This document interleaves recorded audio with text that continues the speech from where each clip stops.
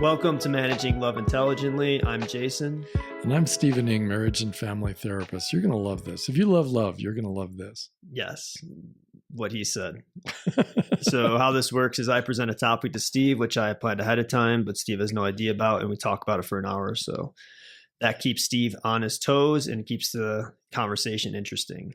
And, I think the good thing for the listener there is it's not so much our telling people what to think or how they should think or feel, but just introducing a new way of thinking about human sexuality that's more humanistic. Yeah. Yeah. I hope it comes across that way. Yeah, I would think so. I don't feel like we're lecturing people on this podcast. We're just talking about things and ideas and I hope so. Yeah. So today's topic is this one. I'm looking forward to this. The topic is, how simple can relationships really be? And before we kick off the conversation, if you have a question for Steve, visit stevening.com and fill out the contact form. At the end of each episode, Steve will answer a listener question, so stay tuned for that. And if you enjoy the podcast, please subscribe, share with your friends and family, and consider leaving a review. So what do you mean by that question? How simple can it really be? I'm going to tell you about this. Oh, I have to wait. Okay. Here we go. So what do I mean by that? So I've been alive for 40 years. I'm 40. And what I've noticed on my life on this planet is that most people believe that relationships are hard work. And not only are they hard work, but most of them suck. At some point, eventually, there's some suckage going on. Husbands complain about their wives. Wives complain about their husbands. And as the years pass, being with the same person can become incredibly stale. And that's kind of like what I've picked up with. And not everyone, but the majority, I would say. And I used to relate to these people because all I knew about relationships was what I learned from these people and what I've experienced in my own relationships and seen on movies and TV. It seemed like drama, boredom, and whatever other negatives was just part of being in a long-term relationship with someone. And I had one friend who used to say, the highs are high and the lows are low. And I remember thinking when he said that, I was like, that sounds like it sucks. And I remember questioning, why do I have to be in this high and low area of a relationship? And why can't two people just be cool and love each other and hang out and enjoy one another's company? And now after getting a little older and learning some things, when I look at these people and when I look at myself, I could see that we are sold a lie. I think it's a lie. It's not that relationships are super hard. It's just that we are lacking the skills to manage the love intelligently. And although I haven't experienced putting these concepts fully, I haven't fully had a relationship where I've put this stuff to the test to see if it is really hard or if it can be simple. I have dated and experienced the ease that you could have with a woman. So I know it's possible, but I haven't been in it long term, but you have. So it's like a question. Really long term. Yeah. So it's just like this idea, though, I think it's so prevalent in society. I see it all the time. It's challenging, this and that. And I'm like, I don't know if it really is. And I'm just wanted to hear what you thought about it. Well, thanks. I mean, I appreciate being asked this because it's a subject that really comes up in my mind a lot. And when you brought it up today, I had a thought I've never had before that I want to share a little bit later. But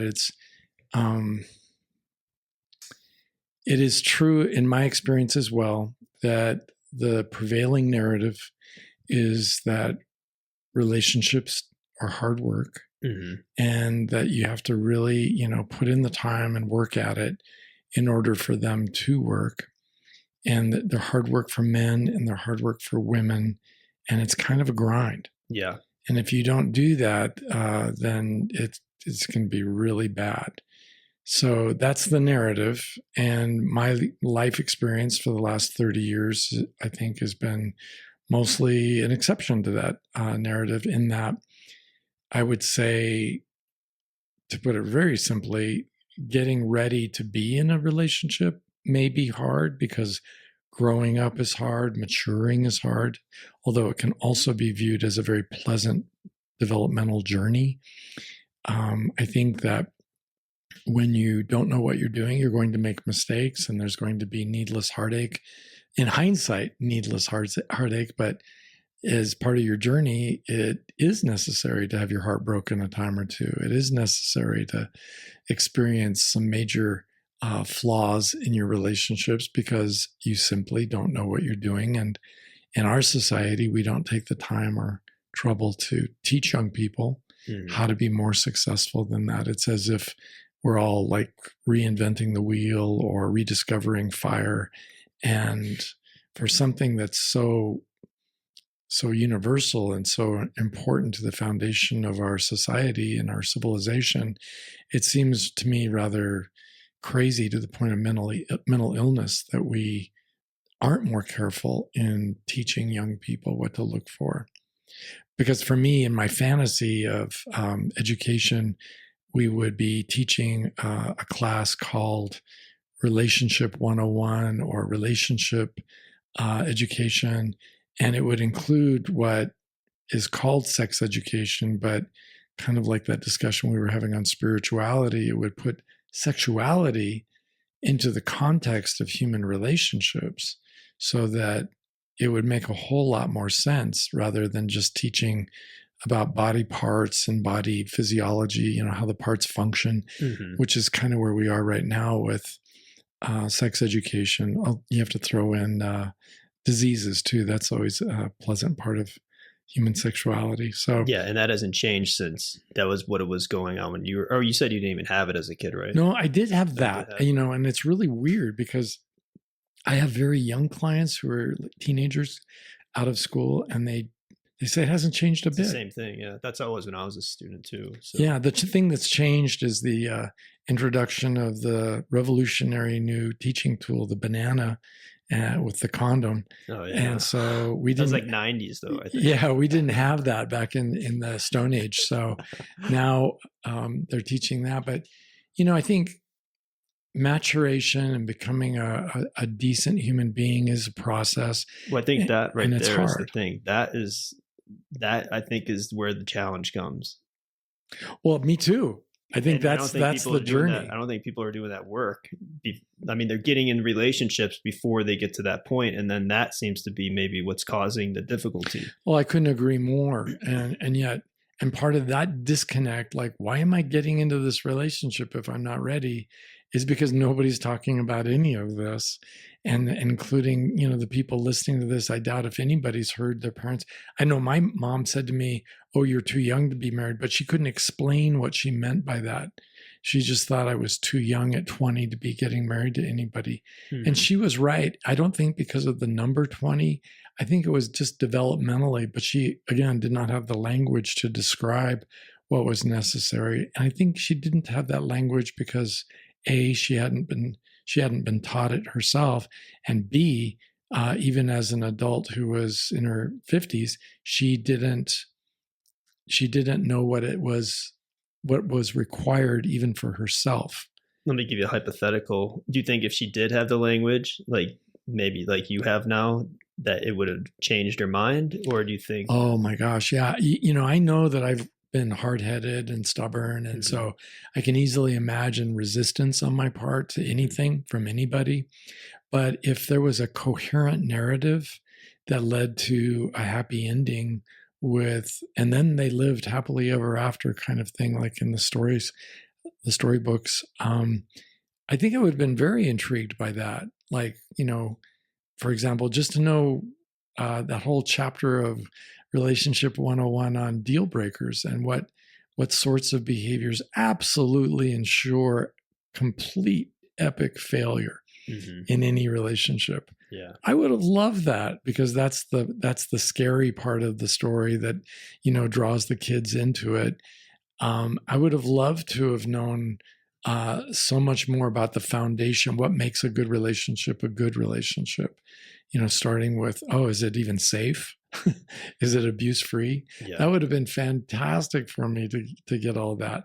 But maybe not from my mom. Maybe I would have needed to hear about it from somebody else, but But I I think didn't it's hear about just, it from anybody. yeah. And I think maybe if you don't hear it fully, it does, I think, plant seeds. Yes. And if you had those seeds in your brain and you go into a relationship and within year one or two, maybe be like, Oh, I made a I made a mistake. mistake. Yeah. And then you get out of those bad relationships a lot sooner.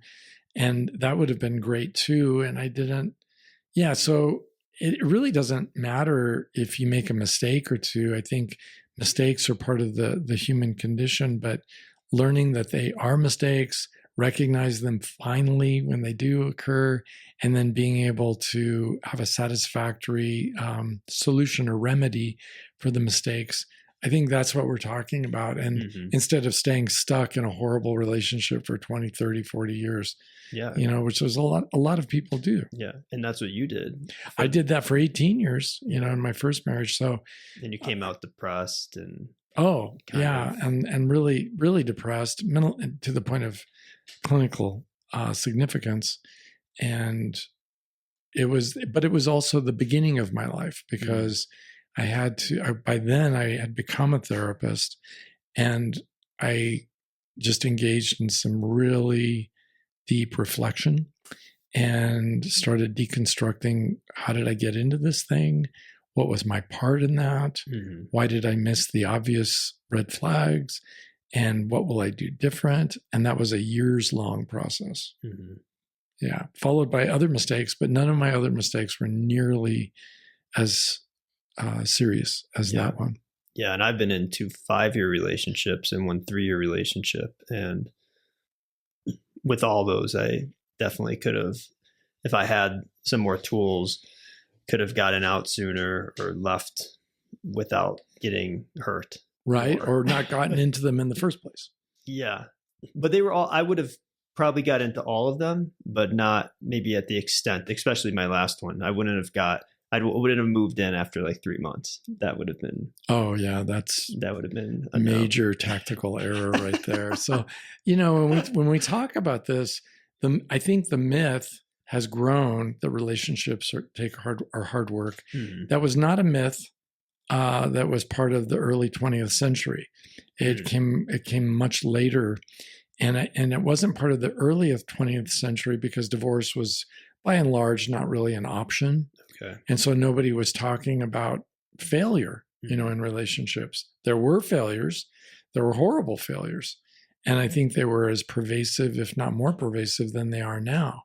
There weren't as many divorces as there are now, but I think we can all reflect for but a moment to realize, oh, you can have a horrible marriage without ever getting a divorce. And that makes it even scarier to think that you might be trapped in it for the rest of your life. Yeah. My God. And so this narrative grows up that they take a lot of work. But the thought I had when you first brought this up that I've never thought about before is that our new narrative is a reflection of our collective denial about how unprepared we are for intimate relationships. So the narrative is sort of a crutch we lean on because we're hoping that there's that not knowing anything better and not necessarily doing anything better, but hard work. Yeah. If you work hard, then you can. And what is that work? Well, you got to remember your anniversary and you've got to be sensitive and you've got to listen to the other person. And so, there's a book out there by a therapist called Mating in Captivity. And then marriage is considered this confining structure. And we have to resolve this dramatic tension of wanting love, but being in this restrictive relationship. And I think, again, that's part of our collective denial about the nature of human relationships, because, just like there are wonderful friendships and pathological friendships, and there are wonderful parent-child relationships and pathological ones, I think it's the same is true of romantic or loving relationships between, two people in a couple. And I don't think I don't think marriage as an institution is to blame. It's just us. Yeah. We're ignorant, we're uninformed, and we're clumsy, and yet we have no awareness of how uninformed we are. So, I have many very intelligent clients who are highly accomplished in their respective fields, but when it comes to human relationships, they have no idea what they're doing. Yeah. And it's almost stupefying to them the one day they come to realize, oh, that there's this whole body of knowledge, Mm-hmm. and that would really make a difference. And it's not complicated. You don't have to get a degree in it. It's really easy to understand, but if you don't know it, you don't know it. And if nobody knows it to teach it to you, then you've never had a chance to even learn it. Mm-hmm. Well, really quick, it's also just like, so most people are just going by their hearts. Yeah. And like I'm in love, therefore we should be together. Yeah. And like we've talked about, you fall in love all the time. Easily. Like, it's like, effortlessly.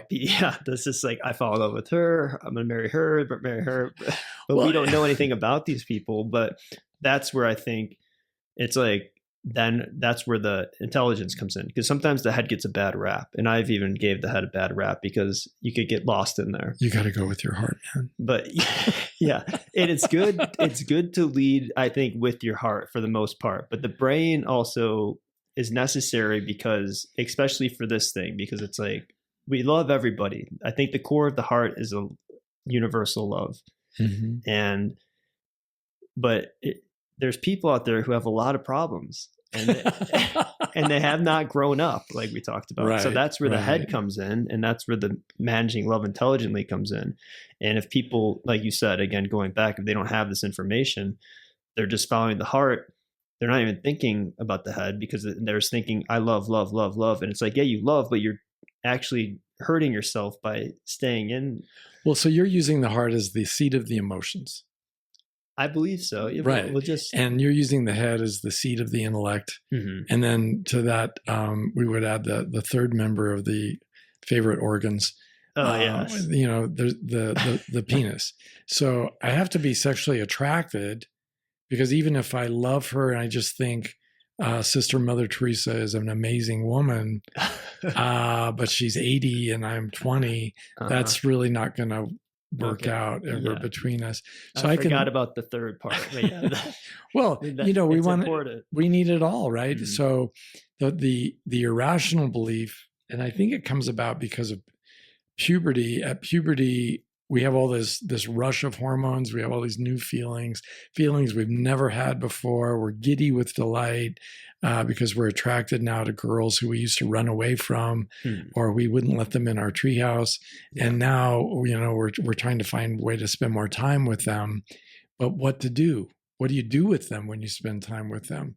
And these new feelings of love are fantastic. And I would submit, as part of not so much the heart, although we use that poetically, but the head, our feelings are simply the end result of a lot of thinking. And I would say feelings are simply another way of thinking.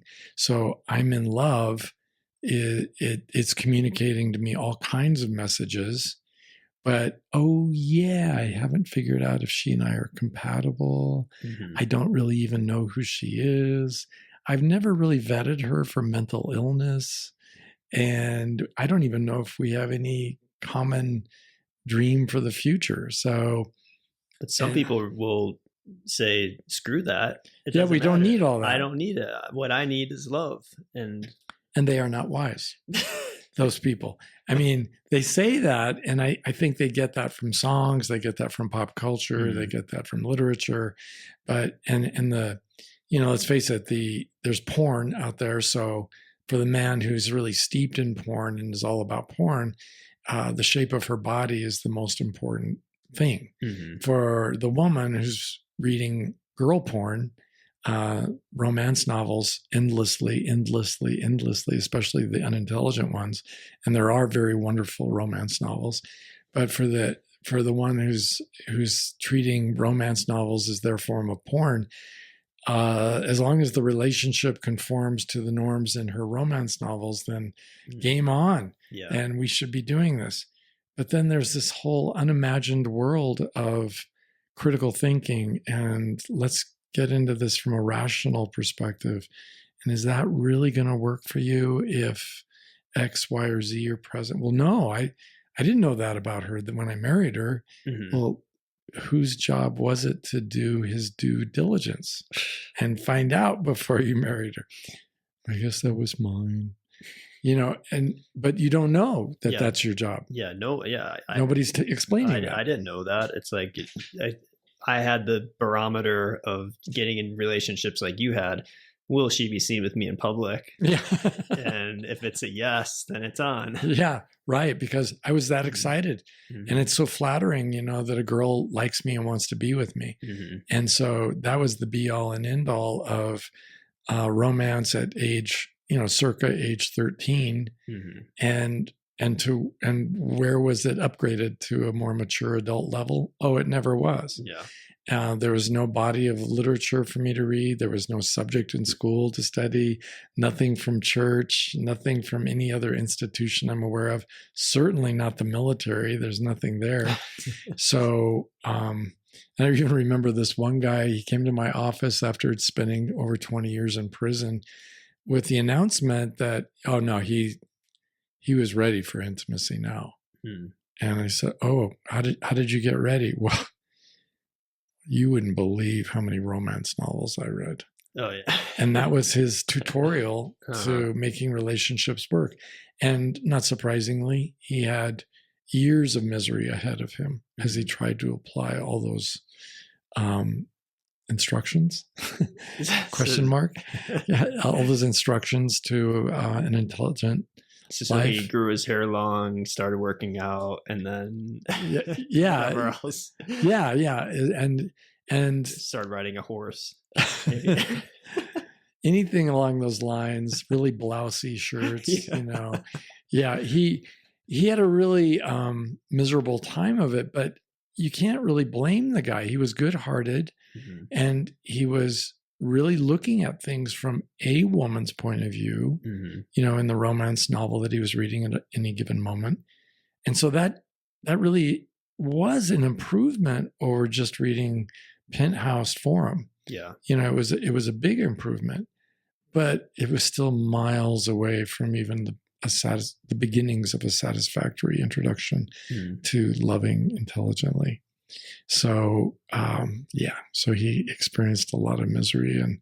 And I think, with this topic, we humans are a social species. We should be really good at this. And there are specific reasons why we're not. And once we remedy the problems and we get a little bit of information, we do remarkably better. Remarkably better. So it isn't, I don't want people listening to this to think that, well, by managing love intelligently, I mean, you've got to get a PhD and you got to read a lot of books and it's really hard to study this. No, it's really not. It's really just a willingness and an openness to a new way of thinking about relationships, kind of what we're doing right now. It's not enough that she's hot, and it's not enough that she likes you, and it's not enough that you both want to be together. There is a lot more to it than that. Do you think the first step is kind of just growing up and creating a life worth living, like we talk about? Well, I do. I mean, there are many ways of framing the first step, right? We could talk about it, and that's one of them. I mean, I think in childhood, the first step is parents making sure that their that their young son, who's still a child, is able to develop friendships. Because that's where we begin learning our social skills. And I think that's mission critical, right? So if we wanted to go all the way back to the very beginnings, and also providing that living example of what it should look like. I know so many clients who've come into my office, well, my mom and dad were great. They never fought. And I'm thinking, well, how would you learn how to fight fair if they never fought? Yeah. What do you mean they never fought? Are you sure they never fought? Well, they would wait till we were, asleep in bed, and then they'd go into their room and fight quietly. Well, or not so quietly, depending. And that's not helpful. So if two adults have a really great relationship and they want to model how to have a great relationship, you really want to open up the family living room to watching mom and dad argue. And what would be bad about that? Nothing, because it's really not about what some fundamentalist Christians would say, that the woman should be submissive to the man and do what she's told to do. I've been doing it all wrong. Yeah, you listen to me. Yeah, it's God, then me, then everybody else. Yeah, so it's a partnership, and learning how to relate to each other as a partnership. Watching my parents argue in an abuse-free manner, where there is no low blow is landed or even attempted. They're respectful with each other, but they're passionate in their argument about whatever it is. And it's really great to learn two adults can have an argument and remain loving and be in control of that argument, in the sense of they start by mutual consent. They take breaks as needed. They can come back to the problem and work on it the next weekend if they need to have more time, for example. But none of us get any of that. So you're saying, what I'm hearing is, almost if you wanted to change this narrative, we can't even do it now. We have to start with the kids of today, essentially. Yeah, it's a whole new generation thing. So for the adult with no children yet, but who's going to be having children, they get a chance to start modeling this healthy behavior. Yeah. And while at the same time trying to figure out how to have a healthy relationship before they have kids. So it is challenging, but it's a lot easier for the kids. I can tell you that, when they've grown up in an environment where they know what real arguing looks like, even if they screw up later in life and make mistakes, because after all, they're kids or they're young people, young adults. That's okay. It takes practice to get the hang of this. Even the abuse-free life takes a lot of practice. So I think, you were talking about the first step, and I think, in terms of tools we have that we can take away and implement into our lives. And I think for the person like myself who didn't have that upbringing, to retrospectively debrief, go back and ponder that, like, oh, that's why I'm this way and not that way. That's why I have a hard time with this and I don't know how to do that. I think it's very helpful. So for the child who grows up having friends, that's like a huge step forward. And if their friendships are abuse-free and respectful and, mutually satisfying, I think parents can then relax. Teachers could have a huge part in this too, because I think along with that citizenship grade, we should be considering, does Johnny or Susie have friends? Are they interacting in a healthy manner with their peers, in their classroom? Yeah. So that's just not, that assessment is not ongoing in virtually anybody's life. Yeah. The second thing, it's not even taught in school. It's just the survival of the fittest. I mean, that's how it was when I grew up in public school. Me too. It's more like Lord of the Flies. Yeah. And it's like, you got, some people have friends, some don't, and the ones who don't are not going to have them. Right. And they're going to be like outcast, and you could just see them kind of fading in the background, and they get kind of weird a little. Well, to some degree, that's who I was, because to say I was included, it was really my faking it. I would stand around the group, but I wasn't part of the group. You didn't have friends growing up? I didn't have friends. There were years of school where I did not have friends, and it was miserable. Yeah. It's a horrible thing for a child. Like, how old were you? Like, what years? Grade school, say in grade school. I started having friends though in the friends I can remember kind of tentatively started in 5th grade. By 6th grade, I had a little more, but really for me, it really was a remedial and started off in 7th grade. Right. Were you good at sports? No. That's it. I think that's a big key to it. Like, to the popularity and people liking you. If you and could all that. like do some sort of sports activity, I felt like that's what got me. I wasn't like a professional athlete or something, but I could catch a football and play basketball and jump off a swing pretty high. Yeah. Yeah. And to the envy of all the nerds like me. Yeah. And I was one of those kids auditioning for GE College Bowl, back in those days. Learning, reading everything Mhm. and enjoying myself. But I really missed out because I think even the kids like me could have enjoyed sports a whole lot more had it not been this Lord of the Flies kind of atmosphere. Yeah, Yeah. you had to just go in there and knock someone down to or prove something in some way. Yeah. And then after, I think the next step, and this is something I think Alfred Adler would agree with me, is beyond friends. I think kids need to be feeling good about their school experience. Mm-hmm. And not every kid needs to be going to the same kind of school. Some kids are going to benefit from public school. Other kids are going to benefit from being in a Montessori school or a Waldorf school or something else. But, and it's hard. It's hard for parents, I think, to figure all that out while they're also working and trying to hold a household together. But, it's the seeds of healthy adult relationships are sown in our childhood. And if those seeds never come to fruition in our childhoods or our teen years, it's going to make it extremely unlikely that we're going to be very successful as adults. Mm-hmm. So then, love itself, that the first steps on that part of the process of becoming a really normal, functional adult, I think is just understanding that mommy and daddy are sexual beings. Oh yeah. And that your body is beautiful just the way it was made.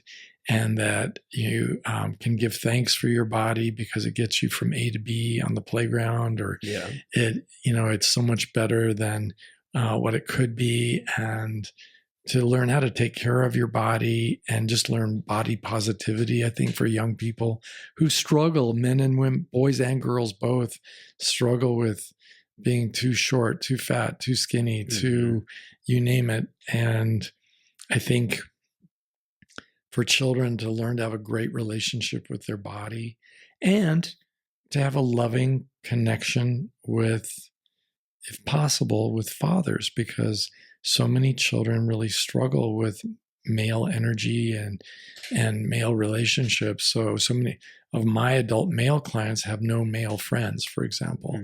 And so many of my female clients were left to seek affirmation and approval from boys at school because their father never gave it to them. Yeah. So, the fathers who are AWOL need to get back in the game. And we all need to be a little more conscientious about who we're partnering up with, because both parents really have such a strong, powerful influence, both in terms of social learning and genetics. So, I'm not trying to leave anybody out by, endorsing, some sort of clean gene pool. But when people you're dating have obvious mental health problems, they don't need a lover. They need a therapist. Yeah. So let them get their mental health needs taken care of first, and then maybe you could date them later. But in the meantime, move on to somebody who's ready, willing, and able to have a great relationship. Yeah. I wanted to bring up something that came into my head when we were talking about grade school. So one of my most vivid memories, I think I might have mentioned this on the podcast before, but it was second grade, and a girl would always talk about her parents having sex, in class, and she would but I remember it. It's like, so I'm like, the mind, I was intrigued. I was like, I remember thinking, oh, this is interesting. Like, she's like just hearing her parents have sex. Her and her sister would just always hear her parents like having sex all the time. And she would just talk about how much sex her parents are having. It's like in second grade, but it's like, it's such like a clear memory. So I think it's interesting. For one, I'll be like, is that normal? Is that normal for her to hear that? And then also, what about like, it shows how talking about this stuff, even at that age, 7 years old, it could really stick in your brain. Because like I don't Right. remember. I remember like T Math. That was like a game we played. I remember Heads Up 7 Up. I remember there's another game, and then I remember these sex conversations. And I remember so I'm So my own upbringing was so repressed, mm, and my marriage was so repressed in terms of sexuality that I remember being a newly minted single man, and there were a couple of women I dated. One who kissed me like open mouthed in front of my daughters, whose jaws dropped collectively. And then she pulled away from me for a moment and looked at the girls and said, "I'm sorry, girls. I'm just so in love with your father." And my daughters had no idea like what to do with that because they'd never seen that kind of thing modeled by, within my own marriage. And then another woman who kissed me and held on to me in front of her mother. Her mother was visiting, and I just was not used to that comfortable, open display of, I love you, I want you, I like being touched by you. Yeah. And I just found it absolutely wonderful and enjoyable. And I realized right then and there, I need to include this in my future going forward. Yeah. And so my kids, if they could be interviewed, would recall, oh gosh, I remember my dad, he was always kissing her or he was always hugging her, or he's always hanging on her, whatever it was.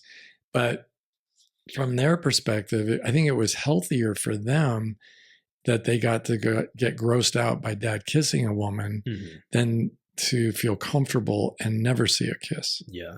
So, I think that that's okay. If the people listening to this can accept that we are born sexual beings and that we will always be sexual beings, then to accept that children are interested in sex, like that little girl in your class. I don't think there's anything particularly odd about that. I think, and we were all interested. We were all engaged with it. Right. It was like she had control of the room, or at least for the little desks that were pushed together. Right. And we know that the same is true about children's curiosity with the internet, because so many children admit looking up sex and porn immediately as soon as they have access. The first thing you get when AOL came out, it's like type in sex, boobs, nude pics. Right. And it's unfortunate that it's all treated as if it's this taboo knowledge that's secret or something, because if you want a child to be desensitized to the point where it's like, oh yeah, boobs, or oh yeah, sex, of course they're having sex, or of course they would be having sex.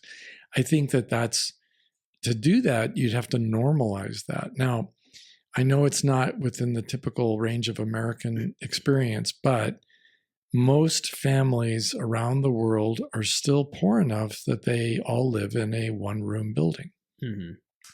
And in that one room, brothers and sisters are living together with their mom and dad, and sex takes place in that room.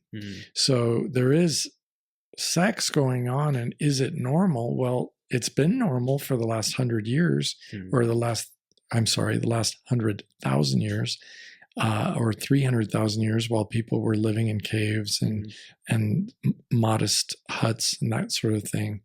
So what's not normal is to have sexuality screened away completely from children, where one of my daughters was in a beginning elementary school sex education class, and she came away very troubled from that, was talking to her girlfriends. And I don't know what that was, but my mom and dad definitely don't do that. And it was just hysterical when she was telling me the story, that she was convinced her parents never did that. So she was successfully quarantined away from any evidence of human sexuality, or, any evidence that mom and dad were passionately attracted to each other. And I think that that's regretful. Yeah.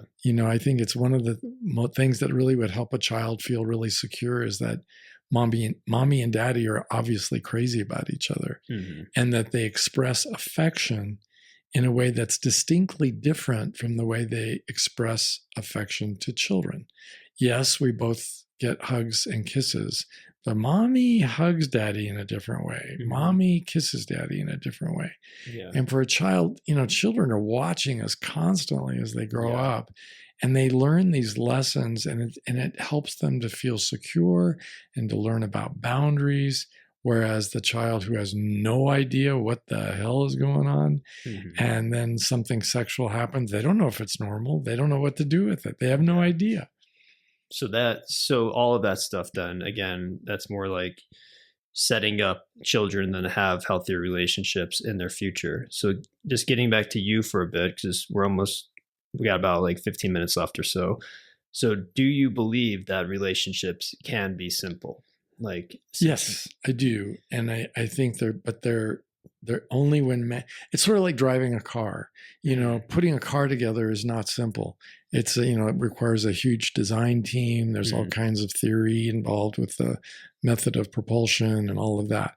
But they're designed to make driving a car pretty simple. Yeah. It's not like running it's not like being Scotty on the Enterprise in Star Trek, where oh no, if the matter and the antimatter touch each other, it's we're all going to die. Yeah. So that's the way I see it, is that you put a lot of forethought into this thing you're trying to build. But once built, it really is pretty easy to see it function. Yeah, because one of the things you say, which resonates with me, is that two people get together. It's like they're getting together to bring together the resources and create a better life than if they would have had on their own. Right. And they're, say they're a corporation, you say, and they're producing a product called happiness. Mm-hmm. And whenever there's a kink in that assembly line, then they go and they have a fair fight over what's causing that kink, and then they resolve it, and then you just get back on that train of happiness. So it's like you're always... The relationship should always be simple and happy and fun and loving. Yeah. And if it's not, then we have a breakdown on the production line. Mm-hmm. And it may not be that we need an argument. It may mean, we have a problem we're not addressing, and that we never realized, we're not ready for this contingency.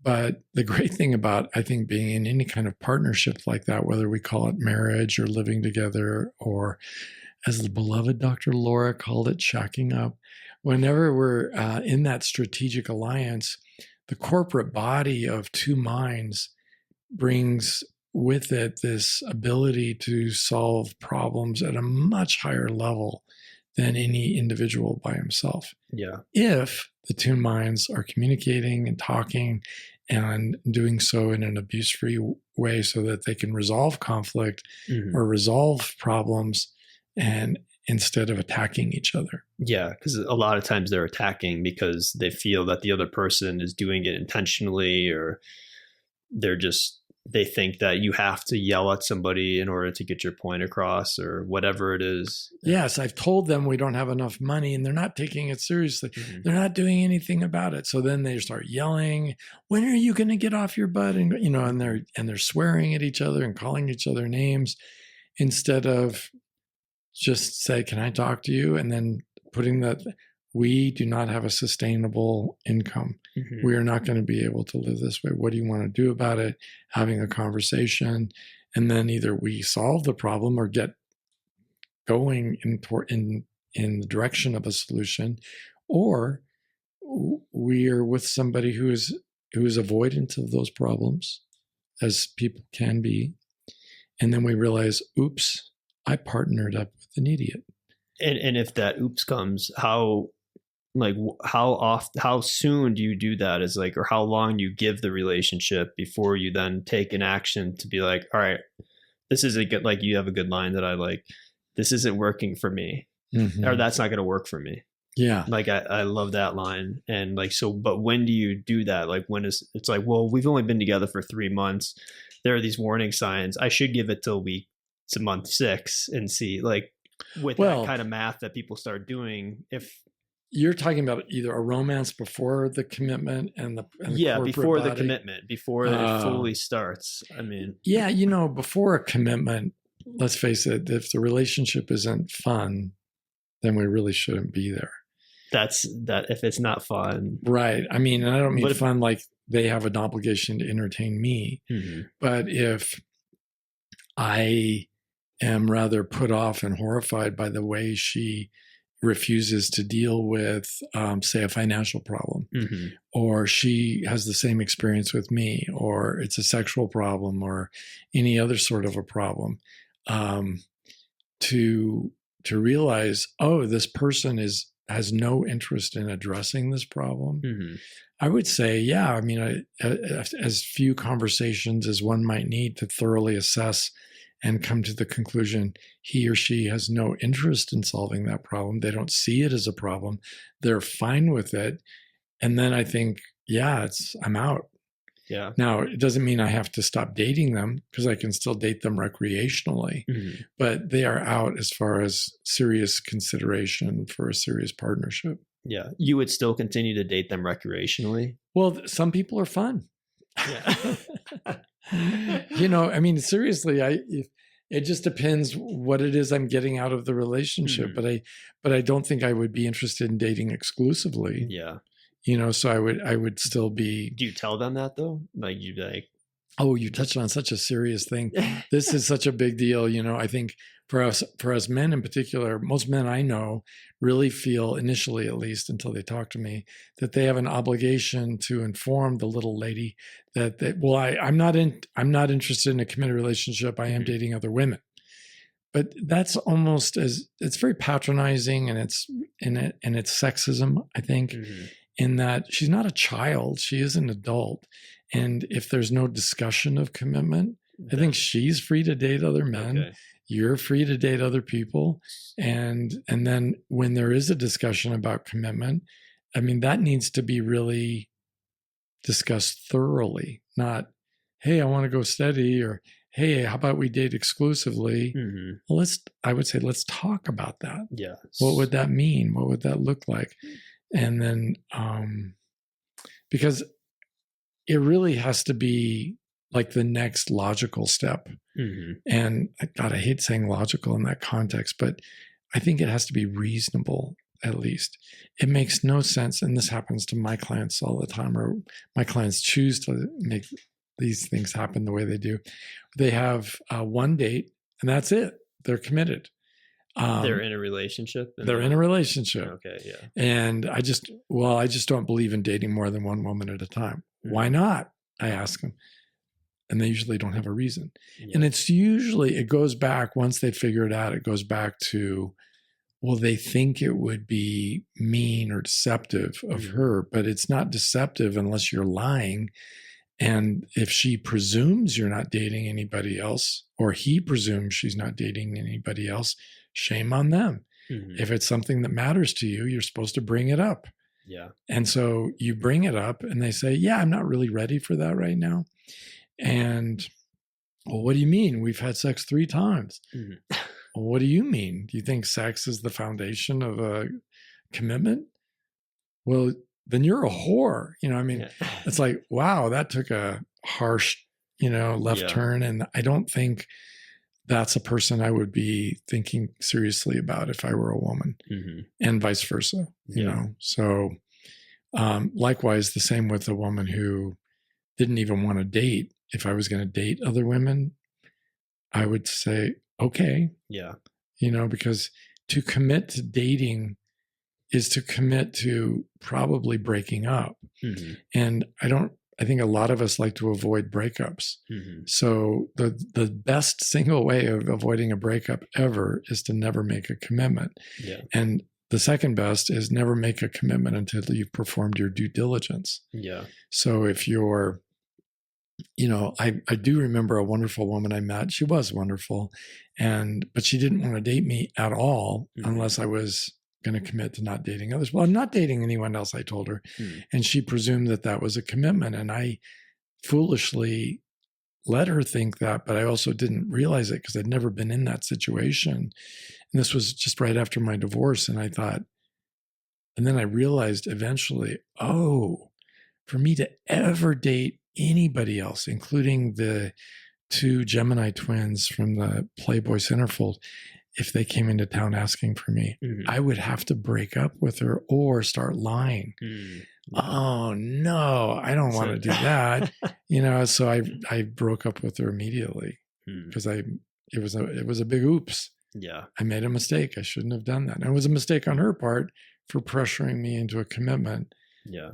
Way before we really even had begun to get to know each other. Great. And then what about, so the barometer is just fun, like have fun. If the relationship isn't fun, if you're not enjoying each other, that is well, fun it comes across sometimes as an amusement park kind of term. And maybe I could have used the word enjoyable. If you're dating somebody and it's not enjoyable, what the hell are you doing? Yeah. And if it's only enjoyable as long as you avoid topics A, B, and C, yeah, that's a little too rule bound, because I want to be free to be myself with another person. Yeah. I want to know who she is, but I also want her to know who I am. And if my mentioning that I no longer have a belief in a deity is a deal breaker, I'm fine with that if that's the issue. Yeah. But if my even discussing it when she's asking me to go to church and I bring it up and that becomes a kind of a power tussle between the two of us, whether or not I'm going to go to church with her on the regular, I think that would be not fun anymore. It stops being fun at that point. Yeah. So it's no longer enjoyable. So, and in contrast, you and I have both talked about how needy we could get, how lonely we are, and how willing we were in the past, at least years ago, to compromise our own values and ethics and everything else in exchange for her attention. And I think women do the same thing sometimes, and it's just horrible. It's just to do something like that. It's, it's time to move on instead of trying to, kiss somebody's butt. So this is such a big topic, but again, that relationships can be simple. I think it's, like creating a life worth living. Growing up with this stuff would be super helpful. Yes. Learning about your past failures of relationships, growing up yourself, learning how to fight fair, learning how to not be abusive, learning how to do an intentional interview to really get to know somebody, really get to understand intimacy, learning how to communicate about sex. It sounds kind of like there's a lot, but we have a podcast with a lot of these topics that they could go back and listen to specifically that I think all help. I think what we're doing here, or I think what your stuff does, is help people see that it can be simple. It can be simple. It's just that all these new topics and new terms make it sound deceptively complicated. And it's really not. It's really about, to use that phrase you quoted a moment ago, to develop a life worth living means the skill to get to know other human beings and to enjoy the pleasure of getting to know them. That shouldn't be something that I know nothing about and I have no idea how to do. That should be second nature to all adults. And it unfortunately is not. So that could take a minute to learn. And the same with, we should all know how to be respectful and abuse-free with people we say we care about. But for a lot of us, that is really a remedial lesson that takes months, if not even longer, to learn.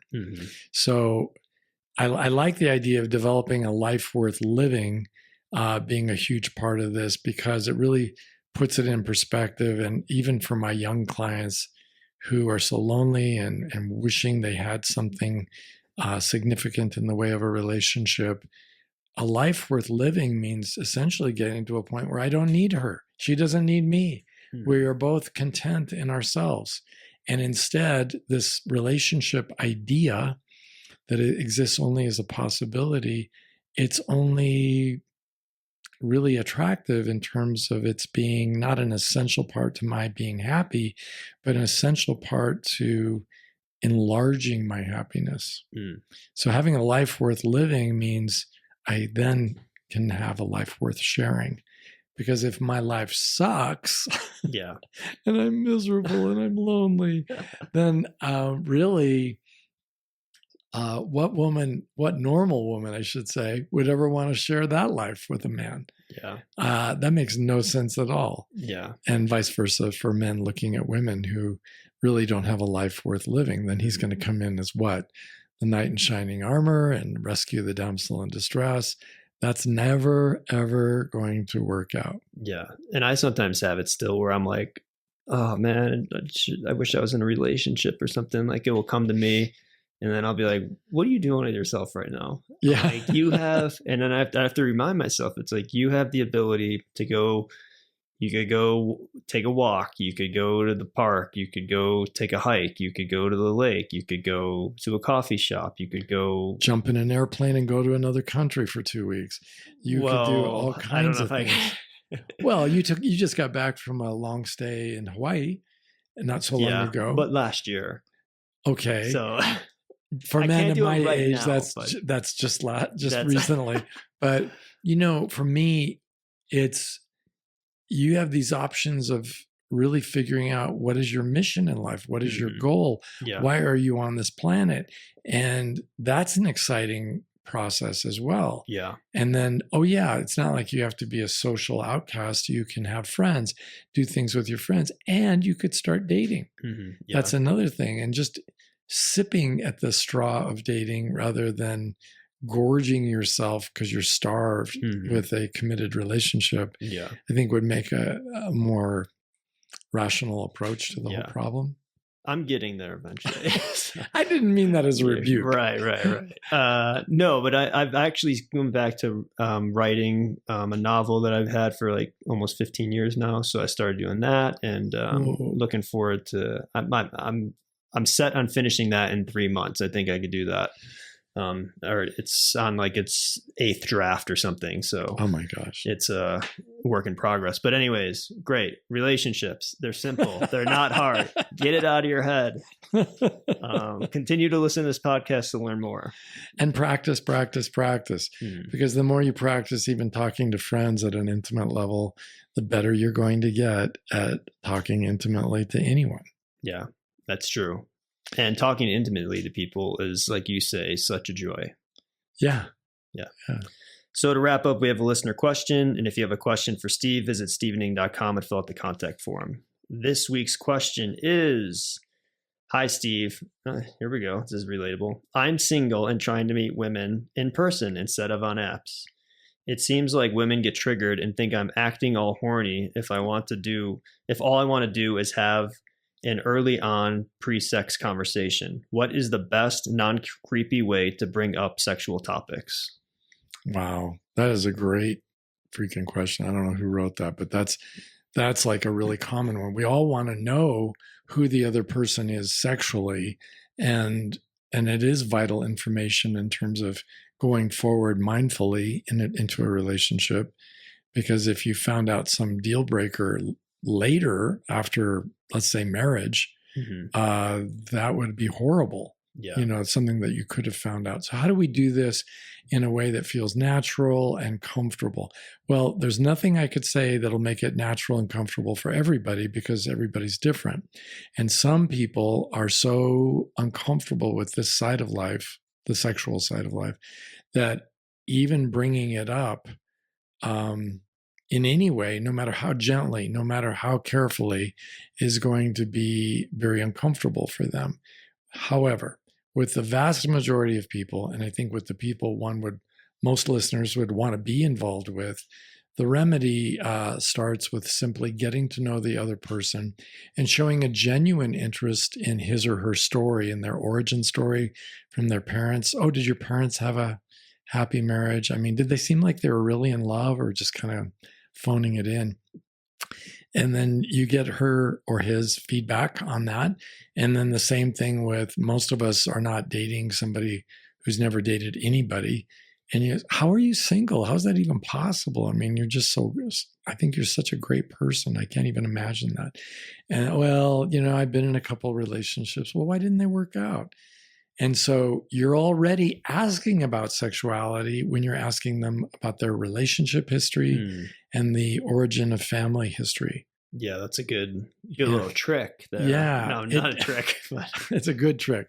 So talking about or getting to know someone sexually doesn't start with talking about intercourse or what positions they like best. Yeah. It really starts with, getting their story. And then after you've listened to them, and I mean, really listened patiently and shown a genuine interest, because that's almost irresistible. We all want to talk to somebody who thinks we're interesting.